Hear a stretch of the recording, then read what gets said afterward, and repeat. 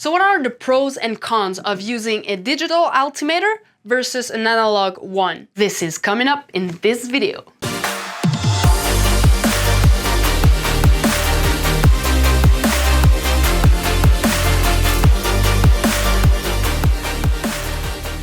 Hey there, this is Catherine Bernier from Skydive Vibes, sharing the passion of skydiving and helping you become a better skydiver. So if you're new here, consider subscribing not to miss our weekly videos all about skydiving.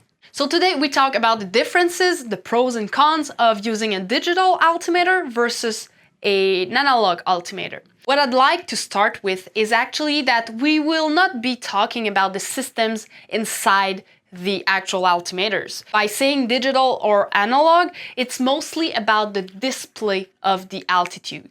And the reason is that there are some analog altimeter that have an electronic display, and there's other altimeters that are electronic and they are displaying as an analog altimeter.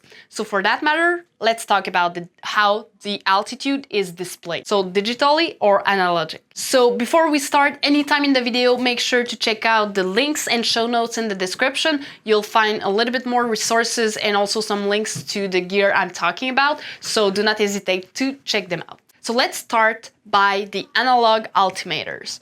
So the first thing we can say is that everyone is starting in the skydiving sport with those altimeters. And so for that matter, a lot of skydivers are just sticking to what they learned in their formation. And so this is why some people might like to keep the analog display of their altimeter due to the fact that they've been learning that. An analog altimeter will also provide more visibility by its size. A lot of them have color codes to help you define where you stand in terms of altitude, but also by the fact that you can locate the needle pretty quickly. Another good advantage is the price. So those altimeters will most likely be less expensive than the electronic ones. On the flip side, the cons of using an analog altimeter are that it's less accurate. So you're relying on you looking at the needle, and sometimes the increments are pretty tight, so it's hard to say exactly where you stand, especially in your landing pattern. Another con is that although its size helps for visibility,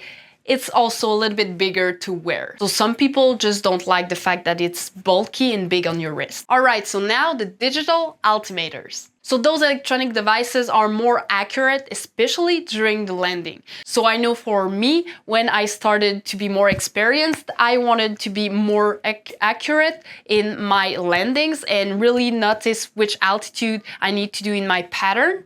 So for that matter, well, I decided to go with an electronic altimeter just like the VISO 2. And of course, if you are doing some disciplines that requires a lot of accuracy in your landings, the swoop discipline, for example, you actually need an electronic altimeter to make sure you are more accurate in your altitude readings. Those devices also provide you a lot more data. So now, that being said, I did a video about all the functionality of especially the VISO 2. And so what I'll do is that I'll link it up right there. So if you want to watch it, feel free to do it. Those devices allow you to have more data of your jumps. So if we think about the speed, the free fall speed, the canopy speed, and so on, you can find those in most of the electronic altimeters. Some are really basic, others are really complex and have a lot more data, and that is way easier to extract. So you want to check that out if you're in the market for a digital altimeter.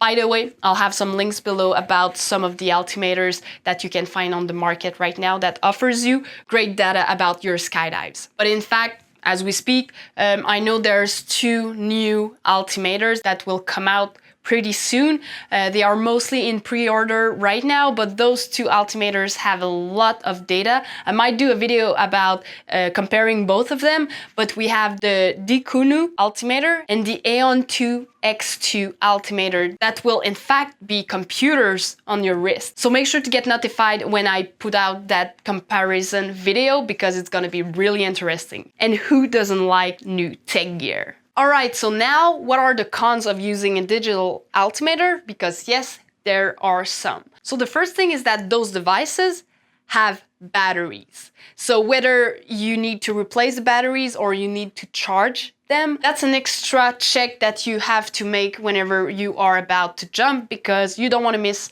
any power while in skydive. So you got to consider that, and you got to consider whether the time to charge, but also the battery cost. Another point is that it can be hard to read in light. Those devices, depending on the device you're using, some of them have some angles where when you have the sun shining on those, it can be harder to read. And also you need to consider if you're jumping with polarized glasses or a polarized visor, well, it can have an impact on how you can read your altimeter. So make sure to make some tests on the ground before going up and figuring out that you can't see anything on your altimeter.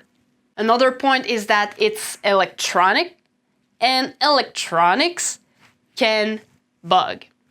That's part of the life. Lastly, the price. So those devices will be a little bit more expensive than an analog. All right, so that was a little breakdown between the differences, the pros and cons of using a digital altimeter versus an analog one. The thing I would say is that since most of us are starting in the sport with an analog altimeter, if you decide to change from an analog to a digital, you will need some time to adapt. Because at first we are kind of looking over the altimeter to see where the needle is and what it means in terms of altitude. Now you will need to read numbers by using a digital altimeter. And so it's slightly different in terms of the time you'll spend looking at your wrist.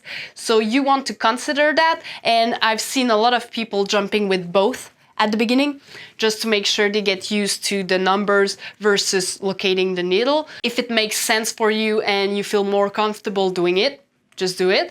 But I know myself, I just went and jumped with it. It did take me a little bit more time to look at my altitude using the digital altimeter at first, but that's not dramatic, that's doable. And I just wanted to make sure that you have that in mind. There's a transition between an analog and a digital, so consider that if you want to change. Again, consider looking at the show notes and links down there, because I have some resources for you guys and some links to the gear I've talked about, so consider checking them out. And let me know in the comments below what you are actually jumping, a digital or an analog altimeter, but also let me know if you have any question whatsoever about skydiving.